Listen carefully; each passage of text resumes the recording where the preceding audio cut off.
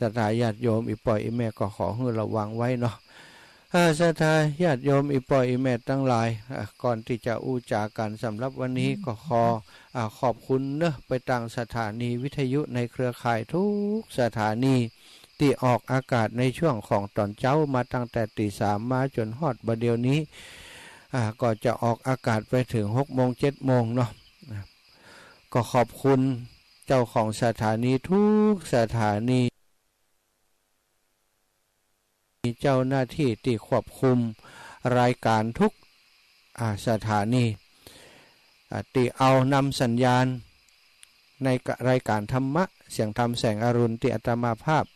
ได้เข้ามาจัดอยู่ในช่วงนี้ได้รับผิดชอบในช่วงนี้ออกอากาศไปให้สถานพ่อแม่ตามบ้านตามจองต่างๆได้รับฟังอย่างสะดวกสบายในบรรยากาศเย็นสบายฝนก็ตกเนาะบางทีบางแห่งก็ยังตกอยู่บางทีก็คงจะยัดจะยั้งไปแต่เป็นระยะก็ฟังน้ำฟังธรรมไปโดยยะกับเข้ากับป่าไปโดยกวาดบ้านกวาดถูบ้านไปโดยเป็นธรรมะสบายเนอะบ่มีอย่างที่จะนักหัวนักใจให้ได้กึดนักอย่างใดนะวันนี้ก็ขอเป็นธรรมะสบายในบรรยากาศที่สบายเหมือนกันก็ศรัทธาอีป่อยอีแม่ที่ฟังอยู่ตั้งบ้านตั้งจองก็ฟังตามสบายในโอกาสของเจ้าวันนี้เป็นวันเสาร์เป็นวันหยุดสุดสัปดาห์ลูกหลานบางคนถ้าเป็นข้าราชการเพื่อนก็บอกไปทำงานเนาะก็ได้ฟังตัวเปิดให้เขาฟังไปตัวเนาะขอบคุณทุกท่านทุกคนติดตามรับฟังวันก่อนได้ไปที่วัดพระธาตุจอมพอซึ่งเป็นวันเกิดของหลวงปู่อาตมาไปตั้งแต่วันที่18ศรัทธาวันที่18นี้ครูบาอาจารย์ในเครือข่ายคลื่นสีขาวนำโดยท่านพระครูอภิวัฒนวิกรมแล้วก็ตั้งครูบาอาจารย์ในเครือข่ายหลายรูปหลายองค์เนาะที่ไปร่วมกันในวันนั้นท่านพระครูชลทานพิทักษ์นะท่านพระครูวรธรรมนาถท่านครูสุเมธธรรมเสวีท่านอาจารย์วรรณชัยท่านอาจารย์ตุลุงยองท่านอาจารย์ชัยวัฒน์เนาะกับพระสงฆ์องค์สังฆเจ้าในเครือข่ายของเฮา10 กว่ารูปศรัทธาไปร่วมกันทำพิธีส่งเคราะห์ส่งนพเคราะห์ให้ท่านตุหลวงปู่ดอยท่านพระครูปฏิพันธ์ธรรมทินวันที่18วันที่19เป็นวันเกิดของเปิ้นเนาะคุณว่าอาจารย์เปิ้นติดงานที่อำเภอดอยหล่อเป็นการมุทิตาให้กับพระมหาปรริยนธรรมเนาะสามเณรแล้วก็พระที่เปิ้นสอบปรริยนธรรม3 ประโยค 5 ประโยค 9 ประโยคได้ก็ไปทำมุทิตาจิตกันที่อำเภอดอยหล่อเปิ้นเลยบ่ได้มาในวันที่19ก็มากันวันที่18ก็จับพอดีในการที่ก่อนที่จะถึงวันเกิดได้ส่งเคราะห์นพเก่าคือกับหลวงปู่พระครูปฏิพันธ์ธรรมทินซึ่งก็มีศรัทธาญาติโยมหลายท่านด้วยกันไปในวันนั้นคุณเชิดพงษ์เกี่ยวแก้วซึ่งเป็นลูกศิษย์ลูกหาคนหนึ่งของหลวงปู่ทองท่านพระครูอภิวัตรแล้วก็หลวงปู่ดอยพระครูปฏิพันธ์ก็ได้มาร่วมงานโดยปกำนันธัญพัฒน์ปกำนันศรีทันเวียงป่าเป้าชมรมป่อน้อยป่อนานหมู่แม่ชีเนาะแม่ชีโยมแม่ชีกันทนีแล้วก็ศรัทธาพี่น้องคนเฒ่าคนแก่ผ่องอายุ90ปลายแม่อุ้ยแม่มอนก็ไปร่วมงานกันวันนั้นวันที่18หลายตันด้วยกันเนาะแล้ววันที่19แห่มศรัทธาก็มีศรัทธาญาติโยมตังเวียงป่าเป้ามากันนักน้อยเพราะอยู่บ่ไกลเนาะเวียงป่าเป้าแถวป่างิ้วแถวสันมาเค็ดแถวแม่ห้างต่ำเนาะแถวสันกูแถวสันต่อหมู่นี้ตังแม่สวยถ้าก็แม่สวยก็มาแม่พี่น้องสันสลีบ้านเด่นบ้านหัวเวียงเนาะครับคุยศรัทธาบ้านลังกามากันนักกันหลายวันนั้นก็ได้ปะกับศรัทธาญาติโยมที่มาร่วมงานของหลวงปู่เนาะก็ปะกันหลายคนด้วยกันแล้วก็หลายท่านหลายคนก็มาปะอาตมาแล้วก็ถือโอกาสได้ถวายปัจจัยเป็นกะน้ำกะไฟกะน้ำมันรถเดินทางไปเดินทางมากับอาตมาก็ต้องขออนุโมทนาขออนุญาตใช้เวลาตรงนี้สักเล็กน้อยเนาะอนุโมทนาบุญกับศรัทธาญาติโยมที่ได้เมตตาได้ร่วมอนุโม โมทนาในการเผยแผ่ของอาตมาร่วมด้วยช่วยกันช่วยเป็นการน้ำกาไฟการใช้จ่ายต่างๆในการเผยแผ่เนาะซึ่งก็มีโยมแม่คำพงอุ่นบุญตันบ้านสันทรายเวียงป่าเป่าร่วมบุญมา100 บาทโยมแม่บุญยวงอาวรบ้านสันทรายเวียงป่าเป่าร่วมบุญมา100 บาทโยมปอดสมโยมแม่วันดีเทพพนมบ้านลังการ่วมบุญเป็นการน้ำมันรถมา50 บาทแม่สีไลภาพเตจะอุทิศไปหาเทวบุตรเทวดาร่วมบุญเป็นการทำค่าไฟมา250 บาทโยมสำราญว่าโหรานแม่ออดเนาะอันนี้เปิ่นร่วมบุญไปที่วันเกิดหลวงปู่ดอยวันนั้นนี่เก็บซองมาโดยเอาตังถวายหลวงปู่ไปแล้วก็แม่น้อยท่าโทกนะก็ร่วมบุญไปวันเกิดหลวงปู่ดอยแห่ง100 บาทแล้วก็แม่บัวเขียวบัวเลียววิธรรมาเนาะถวายเป็นค่าน้ำค่าไฟมา100 บาทนางแม่สมพรน้องสมพรรัตนังร่วมบุญมา300 บาทจากป่าเมือดอันเชียงใหม่สันทรายเชียงใหม่เนอะป่าเมือดแม่ริมก็สันทรายบอกน้องสมพร300 บาทแม่น้อยกันทเสน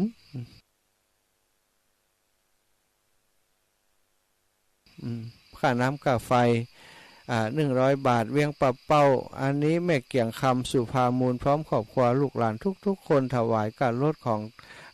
อาจารย์สมชาติมาเนาะ300 บาทขอบเจริญปอนอนุโมทนากับแม่หลวงพ่อหลวงสุทธิพงษ์แม่หลวงแม่หอมพงจานเนาะบ้านหัวฝายร่วมบุญมาแม่พงตานทุนบ้านหัวฝายก็ร่วมบุญมา100 บาทโยมแม่อำพันธ์กองบุญอันนี้พี่น้องเมืองฝางเนี่ยที่ประกาศไปแม่อำพันธ์กองบุญฝางร่วมบุญมาแห่ม100 บาทพ่อใจแม่คำเกื้อการุณวงศ์บ้านหัวฝ่ายร่วมบุญมาถวายมา200 บาทป่อสมบูรณ์เกื้อการุณวงศ์บ้านเวียงหมายเนาะเมืองฝาง100 บาทแม่นวลปินตาบ้านน้ำเย็นทำบุญพิเศษตาไว้ไปหน้าเนาะ100 บาทแม่อามรถคำพร้อมครอบครัวบ้านฝั่งปอย100 บาทพี่น้องเมืองฝางแม่พรเพนสมโนเวียงป่าเป้าถวายมาแห่ม100 บาทแม่จันเปงใจกันทะบ้านปรงนอง40 บาทนายสุเวศนางพรสิริกันทะวงบ้านหัวเวียงป่าเป้าเนาะร่วมบุญมา100 บาทแม่ชีกัญญาณีสยะบ้านดงหลายหน้าเวียงป่าเป้าเชียงไฮ้100 บาทแม่ป่ออินแม่จันทิพย์อาจีนะบ้านหัวเวียงพร้อมลูกหลานครอบครัวร่วมบุญสร้างเมนอันนี้แหม100 บาทแม่เฮือนคำแก้วแปงจันเวียงป่าเป้าร่วมกันน้ำค่าไฟ100 บาทแม่บัวผันเนาะแม่บัวผันวรรณศรีอันนี้ก็ได้นำปัจจัยศรัทธาญาติโยมไปถามวัตถุประสงค์ที่ญาติโยมได้หายหอมาเนาะแล้วก็มีโยมแม่ละพีพันเครือโยมปีละพีพันเครือโยพี่น้องเมืองฝางร่วมบุญมาแห่ม100 บาทเป็นการน้ำกาใช้จ่ายในการเผยแผ่ของอาตมาการเดินตางไปหันไปนี่เพิ่นก็ร่วมบุญกันมาก็อนุโมทนาบุญเนอะเอาครับปอนเนาะศรัทธาญาติโยมสัตตุอภิวาทนาสีริสานิจังวุธาปจายโนจัตตารโอธรรมาวัฏันติอายุวันโนสุขังพลังนิพพานังปรมังสุขังแล้วศรัทธาญาติโยมวันนี้ก็อยากจะอุจากันเนาะถึงเรื่องที่ใกล้ตัวเฮาที่สุดบัดเดี๋ยวนี้ไออย่างมันใกล้ตัวเนาะก็เรื่องของความเป็นความตายศรัทธาเรื่องความเป็นความตายการมีชีวิตอยู่การเสียชีวิตไปเป็นเรื่องที่ใกล้ตัวเฮาขนาดนักเนอะแต่วันนี้ได้มีโทรศัพท์มาจากบ้านด่านสันดอนแก้วมีญาติโยมที่เป็นแฟนรายการของครูบาอาจารย์ในเครือข่ายคลื่นสีขาวเพื่อนทำฟังธรรมะ ของครูบาอาจารย์ในเครือข่ายคลื่นสีขาวมาเมินมานานแล้วฮู้จักครูบาอาจารย์ทุกรูปทุกองค์ที่เปิ่นจัดรายการเปิ่นก็อยากจะไปแอวเตียนหม่อนพระศรีสองเมืองอยากไปแอวไปพบไปปะครูบาอาจารย์อยากจะฮู้จะหัน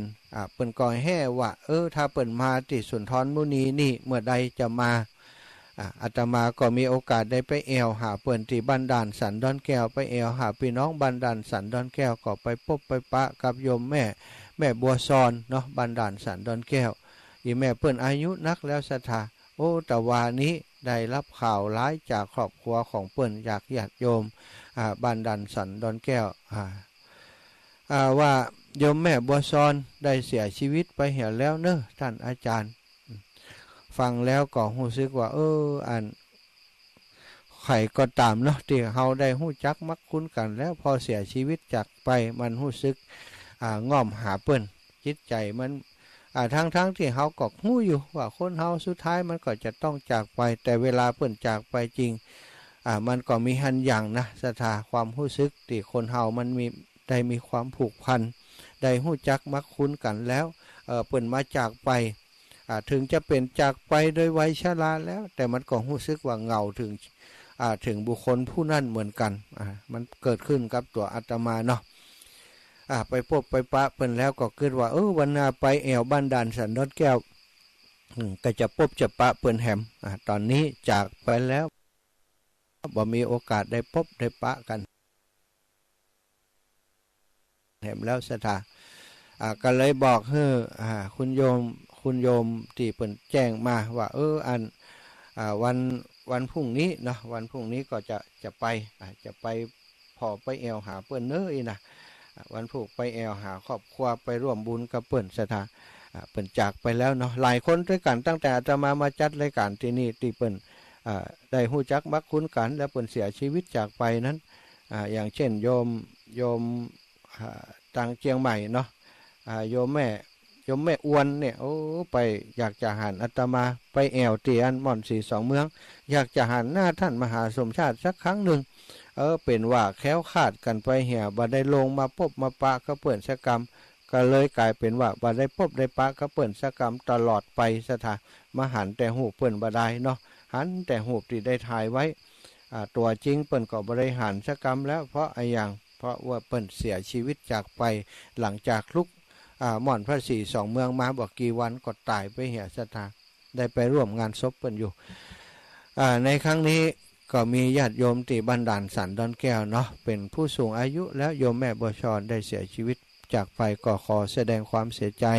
กับครอบครัวของเปิ้นเนอะพี่น้องบ้านด่านสันดอนแก้ววันนี้จะไปแอวหาตอนบ่ายตอนเช้านี้จะไปกราบหลวงปู่ก่อนวันนั้นได้บวชพระแล้วก็เอาไปไว้ให้หลวงปู่ไปอุปถากหลวงปู่1 รูป 1 องค์วันนี้ก็จะไปแอวหาตุใหม่ตัวแล้วก็จะไปเยี่ยมดูแลอาการของหลวงปู่ช่วงก่อนบ่ค่อยสบายศรัทธาวันนี้ก็จะไปเยี่ยมเยือนหลวงปู่แล้วก็จะไปอู้จ๋า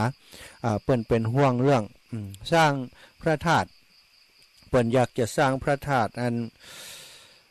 พุทธคยาศรัทธามีไฟฝันอยากจะสร้างพุทธคยามาเมินแล้วบัดเดี๋ยวนี้ได้ทราบว่าอาตมาแล้วก็ครูบาอาจารย์ในเครือข่ายคลื่นสีขาวท่านพระครูอภิวัตรและญาติโยมก็ว่าเดี๋ยวถ้าได้จบภารกิจที่จะสร้างจะแปลงที่ดอยขุนตาลเรียบร้อยแล้วจะมาพอมากอยมาสร้างให้หลวงปู่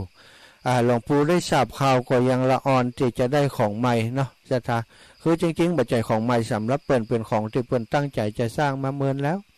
พอได้รับทราบข่าวว่ามีคนจะฉลองศรัทธาอยากจะทำความฝันหลวงปู่ให้เป็นจริงเปิ้นก็ต้องหาอยากจะรู้ว่าไปถึงไหนแล้วบัดเดี๋ยวนี้ก็ห้องอาตมาวันก่อนว่าตอนที่บวชตุนั่นก็บอกว่าเดี๋ยวบวชแล้วก็มาอู้กับหลวงปู่กำเนิดว่าจะสร้างจะได้จะขนาดใดต่อใดนะความจริงจะสร้างขนาดใดต่อใดนั้นก็ยังบ่ได้กำหนดกำเตือเพราะว่าขอให้เรื่องราวของดอยขุนตาลเสร็จไปก่อนก็จะจะแบ่งกันจะได้ก็เดี๋ยวจะได้อู้ครับ เจ้าภาพศรัทธาญาติโยมที่เปิ้นจะเมตตามาช่วยเฮาครูบาอาจารย์ที่เปิ้นเมตตาจะมาช่วยมาดูสถานที่มาดูอย่างกันเรียบร้อยกำหนดขนาดกำหนดอย่างกันพอสมควรถึงจะสร้างนะแต่หลวงปู่ก็อยากจะหู้ความคืบหน้าวันนี้เขาจะไปให้เปิ่นฟังเหตุกรรมแล้วก็ตอนบ่ายก็จะไปมาที่ด่านสันดอนแก้วเนอะศรัทธาพี่น้องศรัทธาพี่น้องทั้งหลายเรื่องความตายเนาะทุกคนคงจะมีคงจะเคยโดนคำถามว่า กลัวตายก็อีน่ะ อีป่อยอีแม่เคยโดนก็มีคนถามเขาว่าอายุหมออีนี่อายุนักแล้วหมออีนี่กลัวตายก็อีน่ะส่วนใหญ่คนเฒ่าคนแก่จะตอบว่าโอ้บอกกลัวลูกใครถึงวันนี้วันผูกเข็มก่อนอีน่ะจะบอกว่าบอกกลัวตายกันทั้งนั้นศรัทธาพี่น้องมีหลายคนก็เคยถามอาตมาเหมือนกันทุกวันนี้คิดจะใดเกี่ยวกับความตายกลัวตายก็อาจารย์นี่นะส่วนใหญ่ศรัทธาคนเฮาถ้าบอกคิดดีๆเหี่ยก่อนจะตอบไว้บอกกลัวลูกอีนะบอกกลัวลูกคำตอบ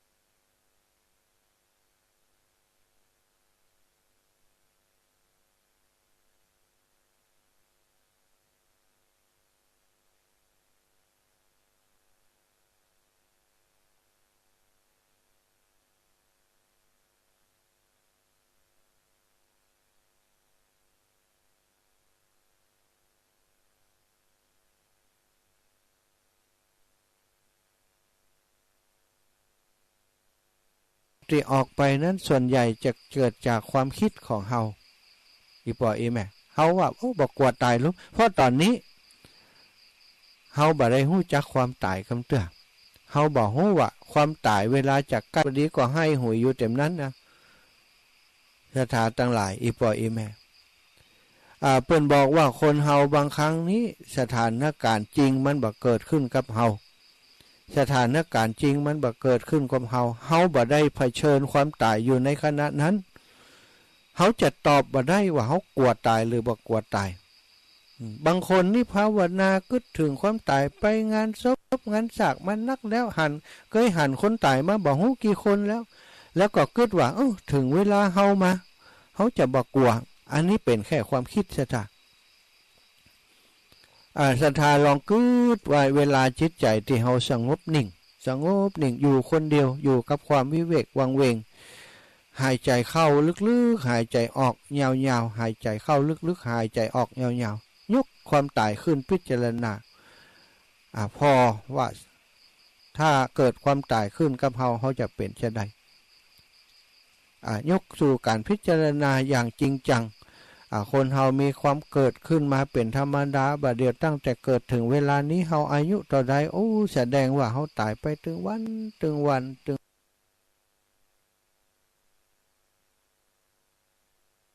ดูนี่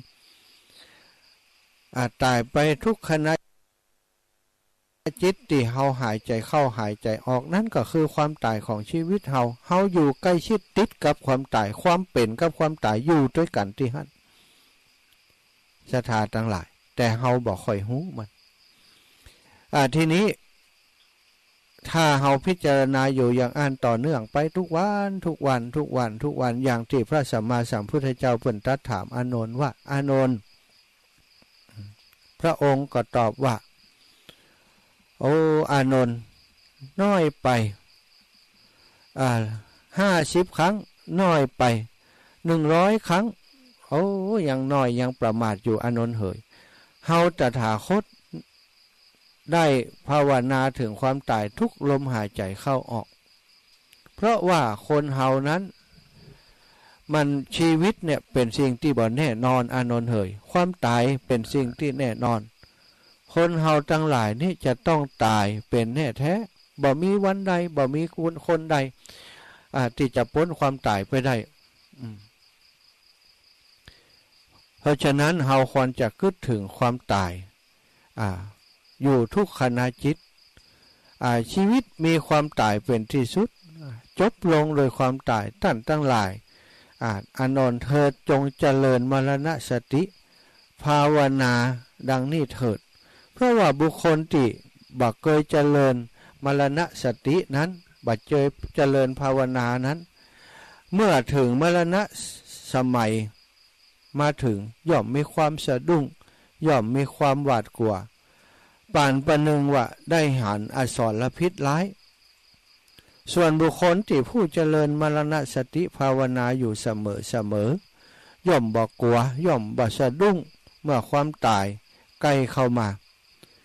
อายุของมนุษย์เฮามีน้อยนักจำต้องไปสู่สัมปรายภพ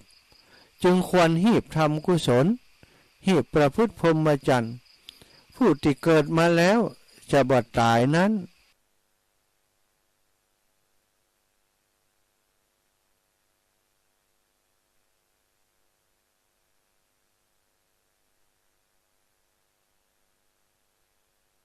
เป็นอันบ่มีเนอะอานนท์เฮยผู้ที่อยู่ได้นานก็เพียงสัก100 ปีต่ออันหรือที่เกิน100 ปีไปก็บ่นักอายุของมนุษย์หมู่เฮานั้นมีน้อยนักคนดีมีปัญญา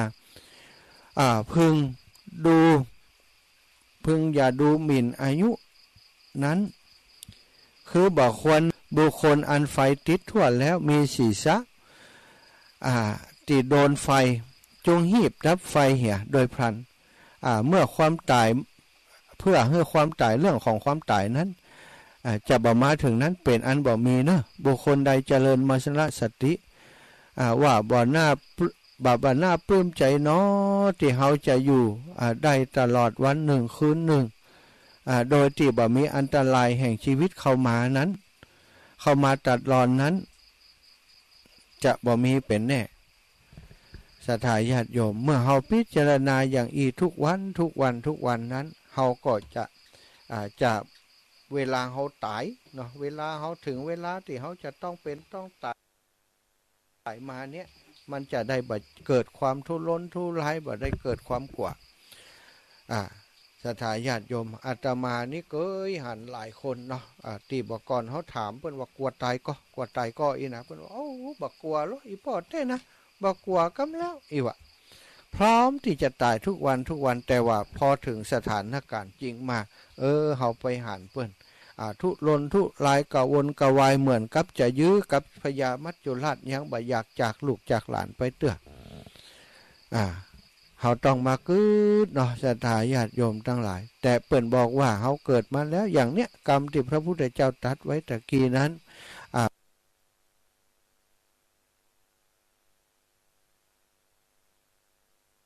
เป็นกรรมที่พระองค์ตรัสกับพระอานนท์ส่วนในสูตรอื่นๆก็มีที่พระองค์ไปครั้งหนึ่งเนาะพระพุทธเจ้าเปิ้นเสด็จไปที่เมืองอาราวีไปพบเจ้าเมืองอาราวีซึ่งก็ได้เจ้าเมืองจำพรรษาที่เมืองอาราวีหั่นมาแสดงพระธรรมเทศนาที่เมืองอาราวีคนทั้งหลายก็มาถวายข้าวน้ำโภชนาอาหารแก่พระพุทธเจ้าตลอดถึงพระสาวกทั้งหลายติดไปโดยพระพุทธเจ้าศรัทธาแล้วก็มีการฟังน้ำฟังธรรมปฏิบัติธรรมซึ่งในครั้งหนึ่งพระพุทธเจ้าก็ได้แสดงธรรมเรื่องความตายเนี้ยเนาะโดยความที่อาตมาได้บอกไปตะกี้ว่าโอ้ขอให้เจ้าเมืองทั้งหลายหันว่าชีวิตเป็นของบ่แน่นอนความตายเป็นของแน่นอนพิจารณาเวลามีความตายเกิดขึ้นจะได้บ่สะดุ้งกว่าซึ่งในครั้งนั้นเนาะก็ปรากฏว่ามีคนชาวอาราวีคนหนึ่งนะเป็นแม่หญิง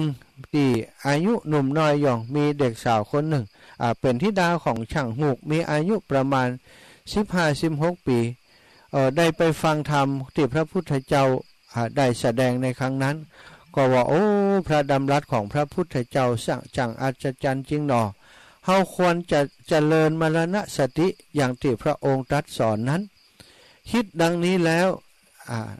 ลูกสาวของช่างหูกนั้นก็เจริญมรณสติทั้งกลางวันกลางคืนสตาคนสมัยก่อนเนาะแล้วแม่หญิงคนนี้ก็คือเปิ่นมีบุญมาก่อนตัวพอได้ฟังน้ำฟังธรรมจากพระพุทธเจ้าก็ได้พิจารณาตามไปล่อหันว่าโอ้แต่ความตายนี้เป็นสิ่งที่แน่นอนในชีวิตของเฮาควรจะเจริญมรณสติอย่างที่พระพุทธองค์เปิ่นตรัสสอนก็ได้พิจารณาแบบนั้นถึงกลางวันกลางคืนเนี่ยการท้อหกอยู่ปันได้ก็ได้ฮือเปาะอยู่นี่ก็พิจารณาอย่างอันจนเป็นปกติของเขาทุกเวลาพระภูมิพระภาคเจ้าเสด็จจากเมืองอาราวีแล้วก็เสด็จไปสู่เมืองสาวัตถีประทับอยู่ที่เมืองติเชตวันส่วนนางกุมาริกาธิดาของช่างหูกนั้นหลังจากที่ได้ฟังพระธรรมเทศนาอันสัมปยุตโดยมรณสติภาวนาหรือว่าความตายเป็นที่สุดนั้นก็หันผลว่าทำจิตใจของนางเนี่ยคือสงบมีสติและก็รู้สึกสังเวชเรื่องรู้สึกสังเวชในชีวิตว่าทุกคนมีความตายเป็นที่สุดแต่หลายๆคนก็ยังประมาทอยู่แม้กระทั่งคนที่ไปฟังเทศน์ของพระพุทธเจ้าหลายๆคนก็ยังใช้ชีวิตอย่างประมาทบ่ได้พิจารณาหันความตายเป็นที่สุดอย่างตัวเก่าที่พิจารณาอยู่นางจึงบำเพ็ญสมณะบำเพ็ญภาวนาโดยเอาอารมณ์ความตายเป็นที่สุดเนี้ย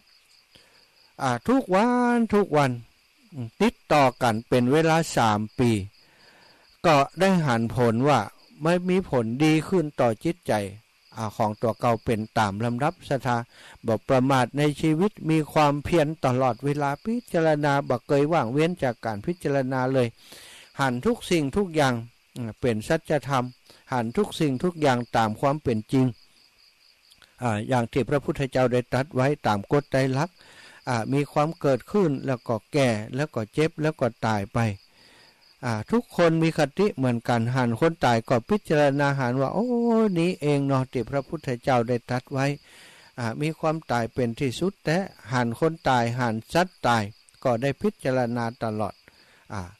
เช้าวันหนึ่งพระบรมศาสดาทรงตรวจดูสัตว์โลกทั้งหลายตามพุทธประเพณีทรงหันว่านางกุมาริกาธิดาของช่างหูกชาวเมืองอาราวีนั้นได้เข้าไปในข่ายพระยานของพระองค์สถาพี่น้องพระองค์ทรงพิจารณาต่อไปอีกก็ทรงทราบว่าตั้งแต่วันธิดาช่างหูกนี้ได้ฟังธรรมของพระองค์แล้วก็เจริญมรณสติอยู่เป็นเวลานานถึง3 ปีก็ได้หันอุปนิสัยควรแก่โสดาปฏิผลของนางทรงดำริว่าเฮาควรจะไปในที่นั้นและถามปัญหาสัก4 ข้อแก่นางจักดำลงอยู่ในโสดาปฏิผลจากนั้นพระภูมิพระภาคเจ้าพร้อมโดยพระภิกษุสงฆ์นับร้อยเป็นบริวารก็เสด็จไปสู่เมืองอาราวีแล้วไปประทับอยู่ที่อาคารวิหารที่เหมาะควรแห่งหนึ่งเจ้าเมืองอาราวีได้ทราบการเสด็จไปของพระพุทธเจ้าก็พากันไปสู่ที่วิหารนั้นแม้ธิดาของนายช่างหูกเองก็เหมือนกันก็ปรารถนาที่จะไปเฝ้าพระศาสดาคิดว่าพระบิดาของเฮามาแล้วพระองค์ทรงเป็นอาจารย์ของเฮาด้วยพระองค์ทรงมีพระนามว่าเป็นพระพุทธเจ้าพระพุทธเจ้าได้เสด็จมาแล้วเฮาจะไปเฝ้าและก็ฟังธรรมของพระองค์ให้ได้บังเอิญว่าในวันนั้นบิดาของนางกำลังจะไปโฮงต่อผ้าได้สั่งนางไว้ว่าลูกรักป่อฮับทอผ้าให้เขาให้ลูกก้าคนหนึ่งไว้กำลังจะทอผ้าให้ลูกค้างอยู่พอดูดีแต่ว่าได้ของอีป่อมดไปลูกช่วยก็ได้ให้ปอกกำเนิดอีนะธิดาของจางโฮว่าป่อเจ้าก็ว่าจะไปฟังธรรมพระพุทธเจ้าเสด็จมาลูกว่าจะไปฟังธรรมแต่บ่เป็นอย่างลูกจะก็ได้ให้ป่อก่อนแล้วก็จากนั้นลูกถ้าเสร็จแล้วลูกจะขออนุญาตไป ไป เฝ้าพระพุทธเจ้าไปฟังธรรมเนอะอีเนาะเมื่อนางขออนุญาตป่อเรียบร้อยแล้วก็พีบกอได้เฮือกับป่อสถาหลังจากกอได้เสร็จแล้วนางก็ธิดาของช่างหูก็ได้เดินทางไปที่วิหารที่พระพุทธเจ้าพร้อมกับศรัทธาญาติโยมที่ไปถวายข้าวน้ำโภชนาอาหารแล้วก็รอฟังธรรมอยู่ที่หั่นหลังจากนั้นพระพุทธเจ้าก็หลังจากที่รอธิดาช่างหูกอยู่เมื่อธิดาช่างหูกเดินทางไปถึงแล้วพระองค์ก็ได้ถามปัญหา4 ข้อแก่ธิดาช่างหูกโดยถามว่าพอนางธิดาช่างหูกไปถึงนั้นพระพุทธเจ้าก็ถามว่าเธอมาจากไหนธิดาช่างหูกก็ตอบพระพุทธองค์ไปว่าโอ้บ่ทราบพระเจ้าค่ะพระพุทธองค์ก็ตรัสถามอีกว่าโอ้เธอบ่ทราบกะแล้วเธอจะไปไหนนางก็ตอบว่าบ่ทราบเจ้าค่ะเธอบ่ทราบกะนางก็ตอบว่าทราบเจ้าค่ะพระพุทธองค์ก็ตรัสถามอีกว่าเธอทราบหรือนางก็บอกบ่ทราบเจ้าค่ะพระพุทธองค์ได้ตรัสถามปัญหา4 ข้อแก่นางโดยประการชนี้ศรัทธาญาติโยมโอ้มหาชนทั้งหลายที่เฝ้าฟังอยู่ที่หั่นความจริงก็รอพระพุทธเจ้าแสดงอนุโมทนาจัดเมินตอนนั้นนางธิดาช่างหูกไปถึงจ้าเหลือเปิ้นมดไปถึงขวายแล้วอิตนะพระพุทธเจ้านั่งท่าพระองค์จะบัดแสดงพระธรรมเทศนาท่าธิดาช่างหูกยังไปบัดถึงคนทั้งหลายก็รอเฝ้าฟังแต่พอฟังแล้วฟังคำถามที่พระพุทธเจ้าถามธิดาช่างหูกแล้วก็รู้สึกว่าโอ้ดูเถิดท่านทั้งหลายธิดาช่างหูกเนี่ยกล่าวคำเล่นลิ้นกับพระสัมมาสัมพุทธเจ้าหันปานนี้ก็เมื่อพระองค์ตรัสถามแล้วก็ตอบความตามเป็นจริงบ่ได้กล่าวว่ามาจากเฮือนช่างหูกจะไปที่เฮือนช่างหูกอันนี้เพิ่นถามแล้วเล่นลิ้นว่ามาจากไหนบ่ฮู้จะไปไหนบ่ฮู้เธอบ่ฮู้กะบอกว่าฮู้มันเป็นจะใดคนทั้งหลายก็เศร้าโศกขึ้นพระพุทธเจ้าทรงทราบเรื่องที่มหาชนตำหนินางเช่นนั้นแล้วจึงตรัสถามว่าเอ้าที่เธอว่าบ่ทราบว่ามาจากไหนนั้นหมายความว่าจะใดนางกุมาริกาก็ตอบพระองค์ว่าโอ้ข้าแต่พระองค์ผู้ประเสริฐข้าพระพุทธเจ้าทราบดีว่าพระองค์ทราบว่าข้าพระพุทธเจ้านี้มาจากเรือนช่างหูกมาจากบ้านของช่างหูกแต่พระองค์ที่พระองค์3นั้นถามว่าข้าพระเจ้าทราบหรือไม่ว่ามาเกิดที่นี้เนี่ยก่อนจะมาเกิดที่นี้นั่นมาจากไหนพระพุทธเจ้าข้าพระพุทธองค์บอกว่าก่อนที่จะมาเกิดที่นี้นั้นเกิดอยู่ที่ไหนเพราะฉะนั้นจึงทูลตอบไปว่าบ่ทราบเจ้าค่ะอันนี้ข้อนี้ก็หมายความว่านางกุมาริกานั้นฮู้คำถามของพระพุทธเจ้าถามว่ามาจากไหนนั้นคือก่อนที่จะมาเกิดเป็นมนุษย์เนี่ยเธอมาจากไหนนางก็บ่ฮู้ว่ามาจากไหนก็ตอบไปโดยซื่อว่าบ่ฮู้ว่ามาจากไหนเมื่อพระพุทธองค์ถามต่อไปว่าก็เมื่อเขาถามว่าเธอจะไปไหนทำไมเธอจึงบอกว่าบ่ทราบนางก็ตอบว่าข้าพระองค์ทราบว่าพระองค์ทราบว่าข้าพระองค์จะไปสู่เรือนของช่างหูกแน่นอนแต่ข้าพระองค์บ่ทราบว่าเมื่อสิ้นชีพจากชาตินี้ไปแล้วจะไปเกิดที่ใดพระเจ้าค่ะจะถือกำเนิดไปเป็นมนุษย์หรือว่าสัตว์เดรัจฉานหรือว่าเปรตหรือว่าอสุรกายหรือว่าไปเป็นเทพพระเจ้าเหล่าใดเหล่าหนึ่งนั้นบ่ทราบโดยข้าพระองค์บ่ทราบแต่จริง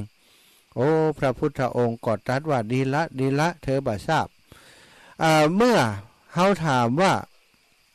บ่ทราบหรือเธอตอบว่าทราบหมายความว่าจะได้ก็ตอบว่าข้าแต่พระองค์ผู้เจริญข้าพระองค์รู้แน่นอนว่าจะต้องมีความตายเป็นที่สุดจะต้องตายแน่นอนจึงตอบว่าทราบเจ้าค่ะ แล้วที่เขาถามว่าเธอทราบหรือทำไมเธอตอบว่าบ่ทราบนะที่ตอบว่าบ่ทราบนั้นก็เพราะบ่ฮู้ว่าจะตายวันใดวะสถาญาติโยมอันนี้คำถาม4ข้อที่พระพุทธเจ้าทรงถาม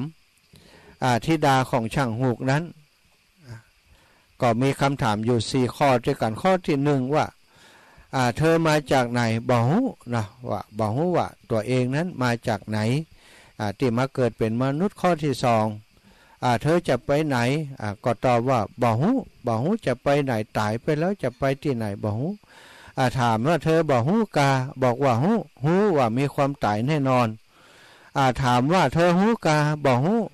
หมายความว่าบ่ฮู้ว่าจะตายวันใดสถาอันนี้คือชีวิตนี้มันบ่เที่ยงแท้แน่นอนพระพุทธเจ้าก็สรุปพระธรรมเทศนานี้ว่าโอ้ท่านทั้งหลายท่านได้ฟังการตอบปัญหาของที่ได้ช่างหูกแล้วท่านยังจะโกรธเขาอยู่ก็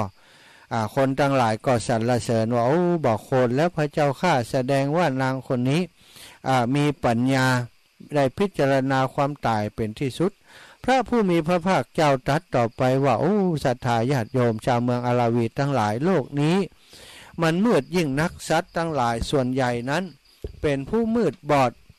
มีน้อยคนที่มีปัญญาเห็นแจ้งและมี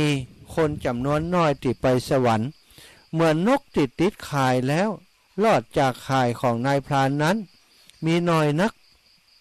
โลกนี้มืดยิ่งนักมืดด้วยอวิชชาและความหลงผิดหาใช่ความมืดของอากาศสันโลกไม่แต่หมายถึงสัตว์โลกทั้งหลายสัตว์ทั้งหลายที่อาศัยอยู่ในโลกนี้เขาอยู่ในความมืดจนเคยชิน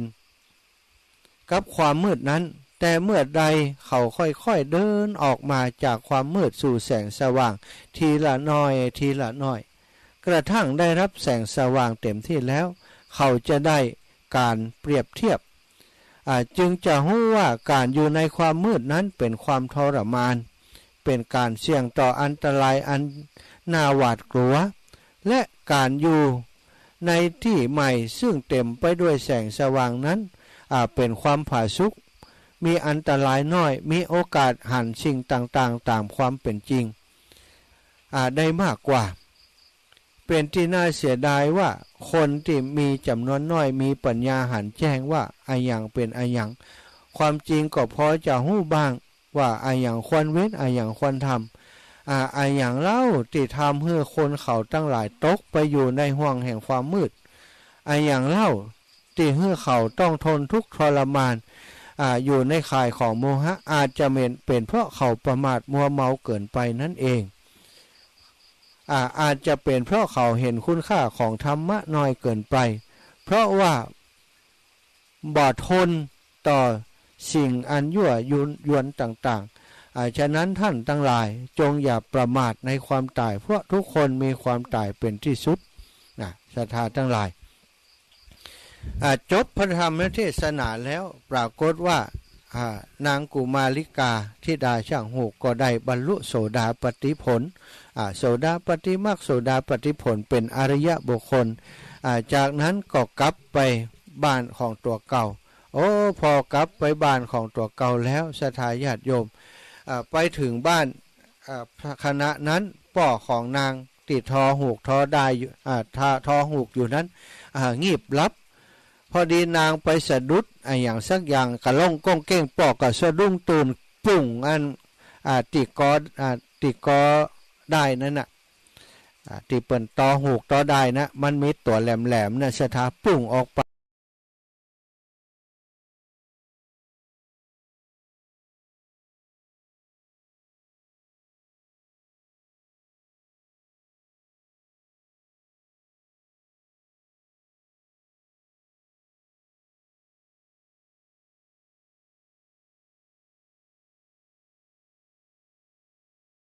รับ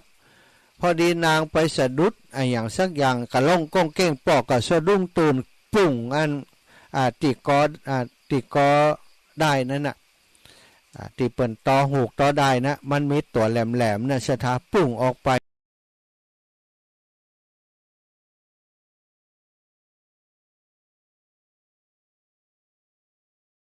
รับพ พอดีนางไปสะดุดอย่างสักอย่างกะล่องก้องเก้งปอกกะสะดุ้งตูนปุ่งติกอได้นั่นน่ะที่เปิ่นตอหูกตอได้นะมันมีตัวแหลมๆนะสถาปุ่งออกไป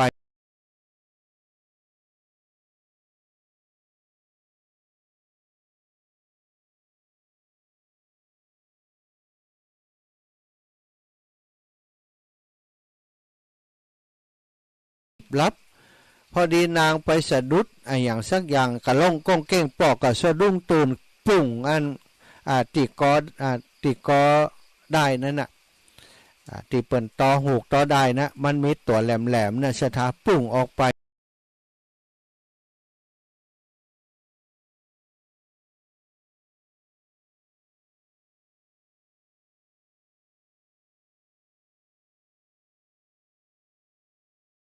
รับพอดีนางไปสะดุดอย่างสักอย่างกะล่องก้องเก้งปอกกะสะดุ้งตูนปุ่งติกอได้นั่นน่ะที่เปิ่นตอหูกตอได้นะมันมีตัวแหลมๆนะสถาปุ่งออกไป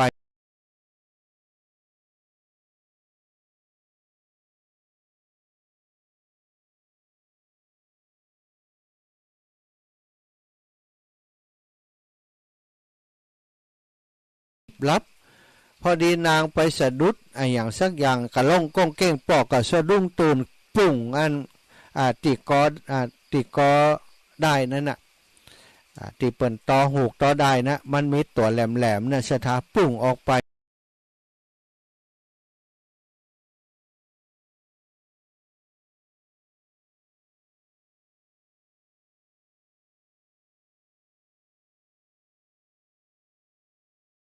รับพอดีนางไปสะดุดอย่างสักอย่างกะล่องก้องเก้งปอกกะสะดุ้งตูนปุ่งติกอได้นั่นน่ะที่เปิ่นตอหูกตอได้นะมันมีตัวแหลมๆนะสถาปุ่งออกไป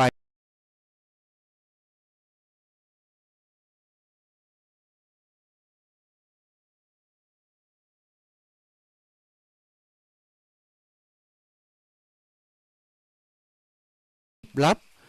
พอดีนางไปสะดุดอย่างสักอย่างกะล่องก้องเก้งปอกกะสะดุ้งตูนปุ่งติกอได้นั่นน่ะ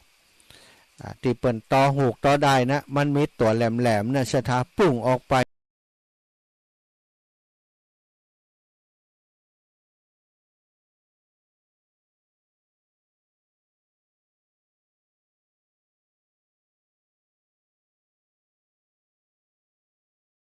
รับ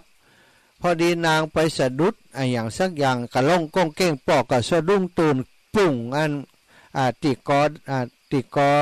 ได้นั่นน่ะที่เปิ่นตอหูกตอได้นะมันมีตัวแหลมๆนะสถาปุ่งออกไป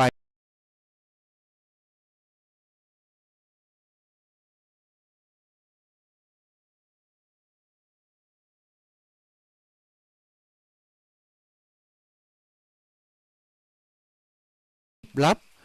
พอดีนางไปสะดุดอย่างสักอย่างกะล่องก้องเก้งปอกกะสะดุ้งตูนปุ่งติกอได้นั่นน่ะที่เปิ่นตอหูกตอได้นะมันมีตัวแหลมๆนะสถาปุ่งออกไป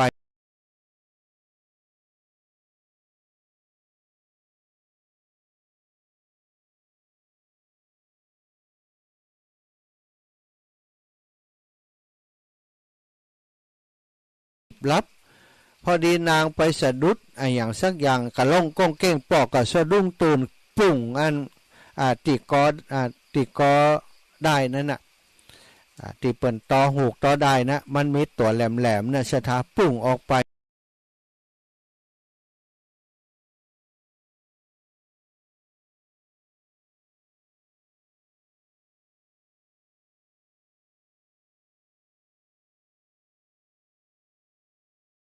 รับพอดีนางไปสะดุดอย่างสักอย่างกะล่องก้องเก้งปอกกะสะดุ้งตูนปุ่งติกอได้นั่นน่ะที่เปิ่นตอหูกตอได้นะมันมีตัวแหลมๆนะสถาปุ่งออกไป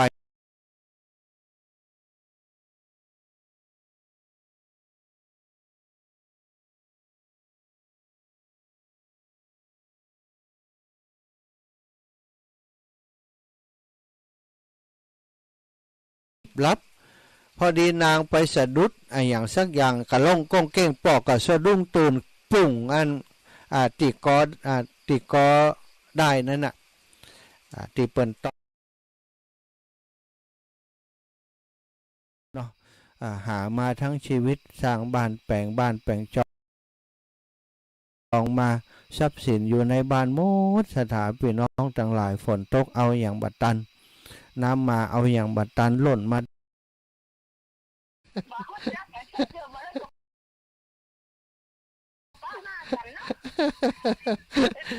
มวนดีวันนี้แม่ว่าเดี๋ยวจะเปลี่ยนบัดเดียวเนี่ยเดี๋ยว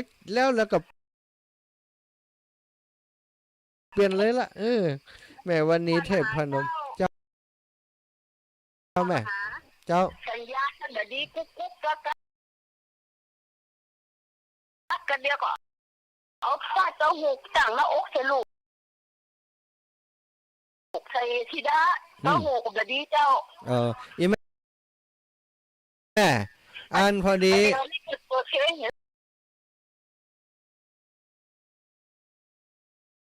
อันตะกี้อันติดเชียงใหม่แม่ติดเชียงใหม่มีอันปัญหาเรื่องไฟอินเทอร์เน็ตของอาจารย์มันเสียมันแบบนี้ไฟดับไปแม่ติดเชียงใหม่นะเจ้าดักมันกุ๊กกุ๊กกักไปเนาะเจ้าไฟดับไปแล้ววัดปากตังเจริญถ้าจะมีอุบัติเหตุตั้งแถวตัวอำเภออีไหมอาจารย์ว่าที่กี้นะไฟดับไปเลยทางวัดเลยนะเจ้าไฟดับไปกุ๊กกักกว่ามึงจะกี่เตือนะก็เลยโทรมาหาหาเจ้าแม่เจ้าขอบคุณนี่แม่ที่ติดตามเนอะหาจงเจริญเดี๋ยวอยู่ร้อยเช้าพระวจาเนอะตู้ขอบคุณนี่แม่เนอะขอบคุณเจ้ารับฟังอยู่ตลอดเนอะติดกำลังใจทางนะหานะสาธุแม่ขอบคุณนี่แม่เนอะเจ้าเปลี่ยนเป็นระดับเป็นวันดีเห็นเนอะเจ้าว่าใครได้ระดับกัน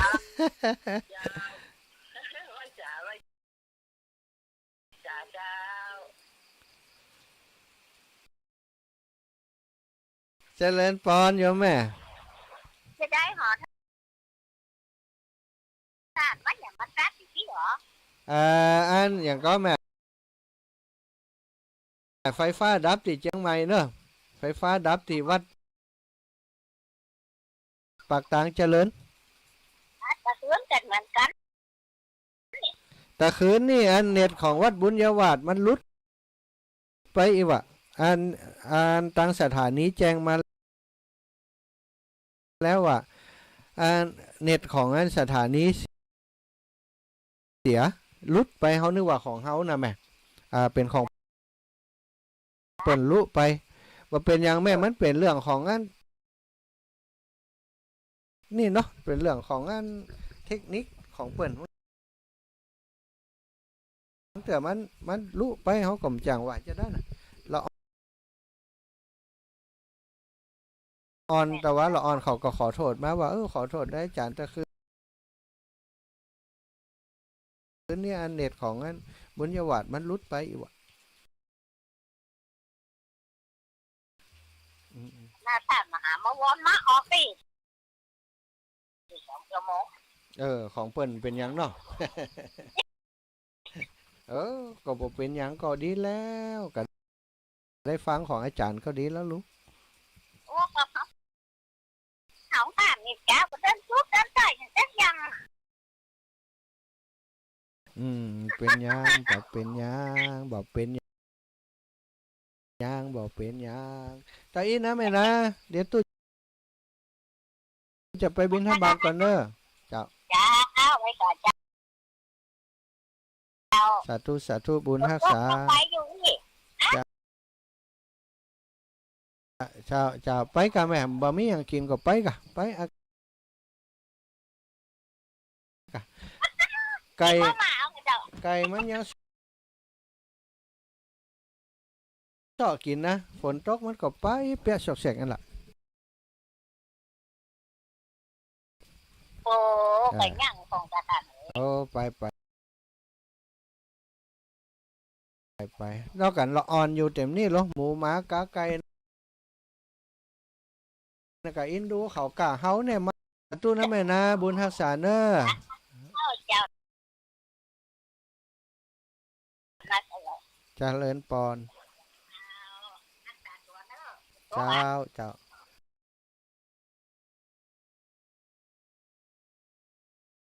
เอาละศรัทธาญาติโยมเวลาหมดเวลาพอดีจัตตะโรธรรมาวัฏันติอายุ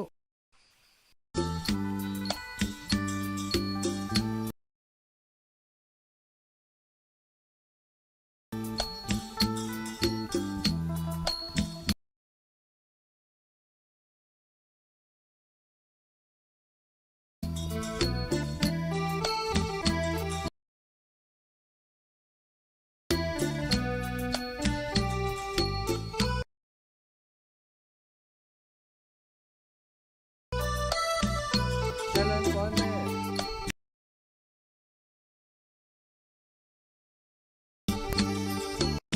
แม้เถื่อขาด